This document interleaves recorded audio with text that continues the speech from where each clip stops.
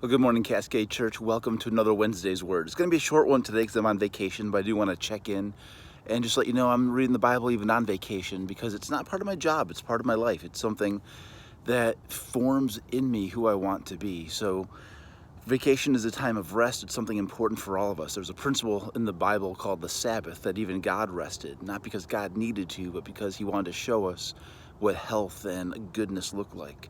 But I wanted to check in quickly because there's a big passage in this week's reading. One of the big passages about homosexuality happens right in the middle of 1 Corinthians 6. So you might have plowed right through it. He's talking about lawsuits to believers, and then how we should have this kind of culture of goodness. And then he breaks into this list of sexual immorality and fornicators and idolaters and those who are homosexual offenders.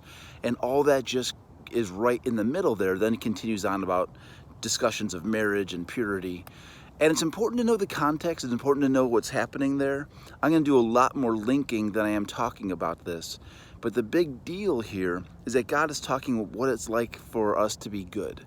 Goodness is who God created us to be. When Genesis 1, God created the world, created us, created animals, and he said it was good. And the only time he pronounced humanity good was not after he created Adam. It was after he created Adam, and it was not good that Adam should be alone. He created Eve. So there's a principle in the Bible that we are created for community, which is very interesting because in 1 Corinthians 7, Paul is saying, I wish that no one would be married, but because of our lusts, because of our needs, if we're going to stumble, we should get married. And so you combine those two, and it's providential how sometimes these things lay out next to each other. What they're saying is we're created in community, and in the New Testament, the perfect community is found between us and God and other believers. That's the ideal. Jesus says in heaven there will be no giving or taking in marriage. Now, I don't know what that's going to do to our relationships in heaven, if there's going to be a sort of connectedness that we have with husbands and wives. That's a big mystery. But the answer for now is that we're called to purity, and our number one identity is in God. And then we get to homosexuality. And you might be thinking that everything I'm saying means that homosexuality is no longer a sin because we're created for this intimacy with God and with each other that's fulfilled in heaven. Therefore, it doesn't matter what we do today. And that's not true. The Bible's really clear about this. There's something about the sex differences that God made that keeps marriage different and holy. It's not just companionship. It's not just sexual fulfillment. It's also otherness, something that's not me, something that hetero means different. And so God created male and female both in his image, but both with differences. And our goal is to make sure that we're following God's pattern for how we are in relationship with each other. If I could wave a wand and make things how I want it to be, no one would ever be called a sinner. But unfortunately, I don't write these things. God did, and God inspired others to write them. And so we have to follow what he says. There's not a single place in the Bible that condones same-sex relationships. And there's not a single place where you can clearly get rid of it where God does condemn it.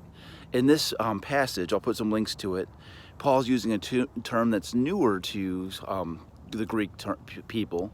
He didn't make it up, but it's talking about relationships between two people of the same race or same gender, and that's not okay. So we need to approach this with love. This fall, we're going to do a big study at Cascade Church from the Colossian Way about human sexuality.